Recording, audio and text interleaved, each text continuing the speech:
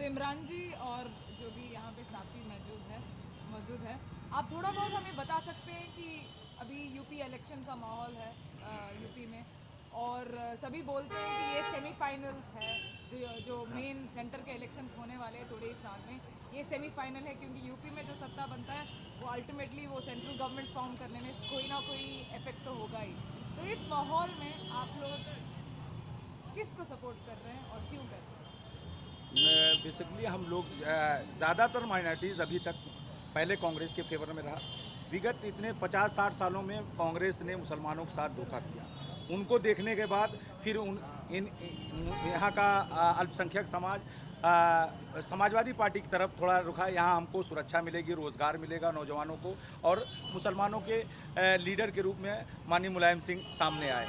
लेकिन इन्होंने अपने पूरे कार्यकाल में एंटी मुस्लिम काम किया। यहाँ तक कि पूरे प्रदेश में असुरक्षा का भाव रहा। पूरे प्रदेश में आदमी अपने घर में महफूज नहीं है।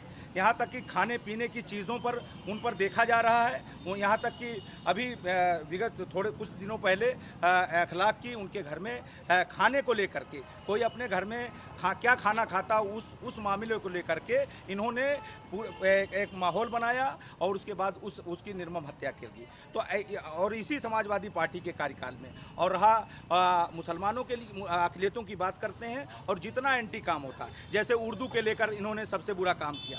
अभी आरटीआई में इन्होंने माननीय मुख्यमंत्री अखिलेश यादव ने आरटीआई से उर्दू को ख़त्म कर दिया। इन्होंने जो हमारा सूचना सुप्रीम कोर्ट ने हम हिंदी और उर्दू में दोनों हम मांगते थे सूचना, आज इन्होंने मुख्यमंत्री अखिलेश यादव ने उर्दू का वहाँ से ख़त्म कर दिया।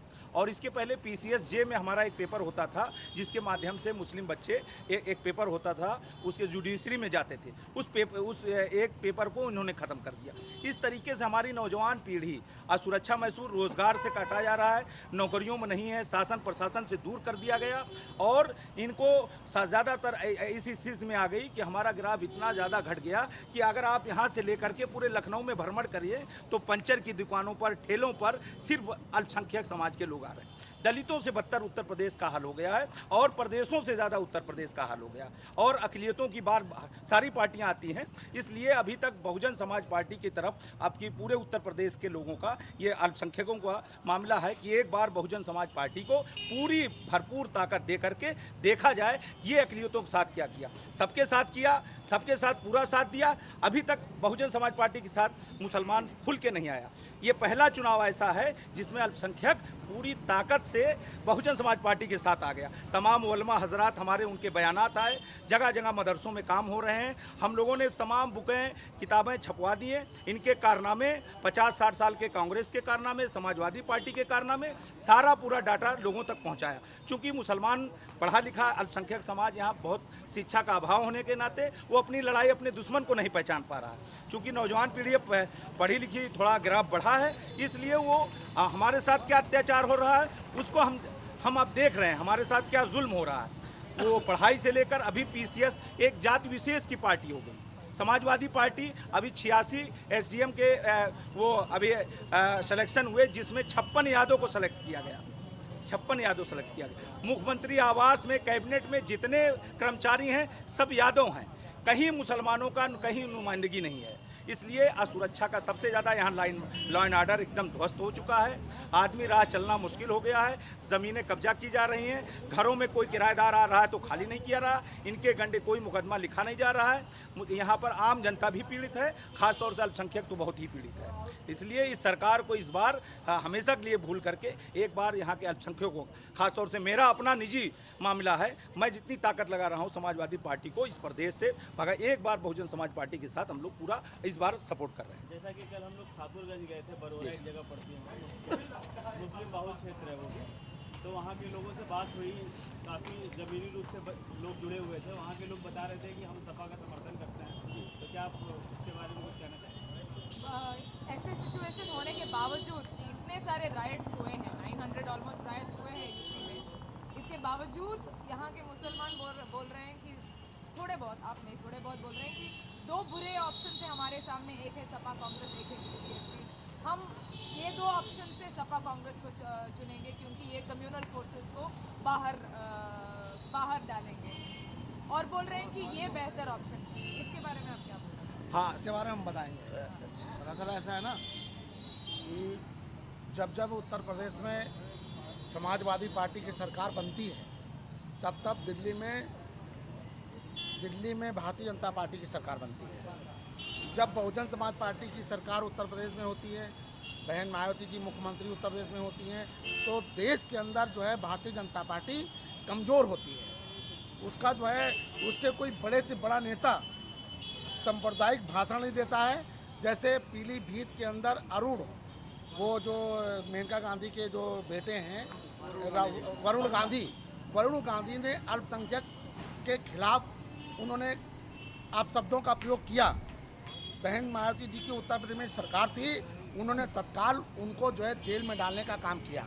इसलिए जब बहन मायावती जी की उत्तर प्रदेश में सरकार होती है तो लोगों को भय रहता है कि किसी जाति विशेष के लोगों के बारे में कोई अपशब्द, खास करके भारतीय जनता पार्टी के नेता तो बिल्कुल नहीं बोलते हैं। वो सब अपने अपने बिलों में घुस जाते हैं कि उत्तर प्रदेश में किसी पार्टी की सरकार है तो वो बहन जी की सरकार है, और किसी जाति विशेष के बारे में अगर हम गलत बोलेंगे तो जेल की सलाखों के पीछे जाना होगा। और इतना बड़ा मुद्दा देश लेवल का मुद्दा बहन मायावती जी की सरकार में आया, जो अयोध्या का मसला था, और पूरे देश में सारे प्रांत बंद। बिहार में कर्फ्यू, महाराष्ट्र में कर्फ्यू, तमिलनाडु में कर्फ्यू, और जो है झारखंड में कर्फ्यू, सारे प्रदेशों में कर्फ्यू। और जिस प्रदेश का मसला था उस प्रदेश में, यानी कि उत्तर प्रदेश का मसला था, लखनऊ में इलाहाबाद की बेंच में वो फैसला आना था, लेकिन उत्तर प्रदेश में कोई मुख्यमंत्री और नहीं था, बहन मायावती जी मुख्यमंत्री थी। इसलिए यहाँ पर कर्फ्यू नहीं था। 4 साल का बच्चा अब स्कूल गया और सकुशल अपने घर आया, और लोगों ने बड़े कयास लगा रखे थे कि जो है दंगा होगा, फसाद होगा, लेकिन कुछ भी नहीं हुआ। और बहन जी ने कोई स्टेटमेंट ऐसा नहीं दिया जिससे जो है कोई आदमी को कुछ लगे। इसलिए जो है उत्तर प्रदेश में ज़रूरत है इस समय कि हमें ये चुनाव उत्तर प्रदेश का नहीं हो रहा है, ये चुनाव हो रहा है देश का। देश में भारतीय जनता पार्टी को 2.5 साल बाद मुझे रोकना है। अगर उत्तर प्रदेश के लोग बहुजन समाज पार्टी की सरकार बनाते हैं तो देश के अंदर से भारतीय जनता पार्टी साफ हो जाएगी। देश के अंदर भारतीय जनता पार्टी साफ हो जाएगी, क्योंकि उत्तर प्रदेश से ही उसके 73 एमपी हैं। इसलिए उत्तर प्रदेश में बहुजन समाज पार्टी की सरकार बनेगी, और देश के अंदर जो 2019 में चुनाव होने जा रहे हैं उसमें भारतीय जनता पार्टी का सुपड़ा साफ हो जाएगा और भारतीय जनता पार्टी सरकार से बाहर आ जाएगी। इसलिए हम लोगों को, पूरे प्रदेश के सभी लोगों को, सभी इंसाफ पसंद लोगों को ये तय करना होगा कि देश के अंदर भारतीय जनता पार्टी को नस्त नाबूद करना है। इसलिए बहुजन समाज पार्टी को उत्तर प्रदेश में अब सरकार में हमको लाना है। और बहन जी की सरकार में हम लोग देखते हैं कि हर माँ बहन बेटियां आराम से सुरक्षित जाती हैं, सुरक्षित आती हैं, और कोई जो है इस तरीका का कोई ऐसा माहौल नहीं होता है जिससे हमारी बहन बेटियां स्कूल जाने में डरें, बाहर जाने में डरें। आज 8 बजे अभी ये सड़क पर आप देख रहे होंगे, कोई रिक्शे पे कोई महिला बहन बेटी नहीं निकल रही है। क्यों? क्योंकि समाजवादी पार्टी की सरकार उत्तर प्रदेश गुंडे बदमाश लुच्चे लफंगों की सरकार है। इसलिए कोई भी आदमी अपनी बहन बेटी को ट्यूशन नहीं भेज रहे हैं, अकेले स्कूल नहीं भेज रहे हैं। ये क्या कारण है कि उत्तर प्रदेश में जब बहन जी की सरकार होती है तो हम चैन से रहते हैं। आज हम सवेरे जाते हैं अपने प्लाट को देखने, अपने मकान को देखने कि कोई गुंडा बदमाश हमारे प्लाट पर कब्जा तो नहीं कर लिया है, किसी मकान पर कोई कब्जा तो नहीं कर लिया है। इसलिए उत्तर प्रदेश में हम लोगों ने तय किया है, गरीब लोगों ने तय किया है कि उत्तर प्रदेश में समाजवादी पार्टी की सरकार को हटाना है और बहन जी को उत्तर प्रदेश का मुख्यमंत्री बनाना है, ताकि हमारे लिए सबसे बड़ी समस्या है लॉ एंड ऑर्डर, कानून व्यवस्था। कानून हमारे पास सब कुछ है, मकान है, दुकान है, घर है, सब कुछ है, लेकिन कानून व्यवस्था उत्तर प्रदेश में बिल्कुल नहीं है। इसलिए उत्तर प्रदेश में सरकार बहन जी की बनाना चाहते हैं। इसलिए हम लोग जो है बहन जी के साथ में हैं, सब पूरी तरीके से हम लोग बहन जी के साथ में हैं। कांग्रेस और सपा की गठबंधन के बारे में क्या बोलना? कांग्रेस पार्टी का उत्तर प्रदेश में कुछ नहीं है। कांग्रेस पार्टी खत्म पार्टी है।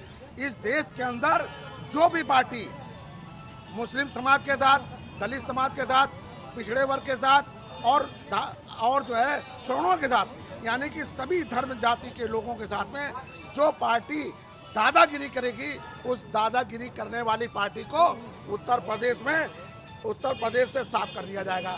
ये कांग्रेस पार्टी भी कभी जब 20 साल 30 साल शासन कर रही थी तो दादागिरी कर रही थी, और वैसे ही ये भारतीय जनता पार्टी भी दादागिरी कर रही है। दादागिरी करने वाली पार्टी उत्तर प्रदेश में साफ हो जाएगी।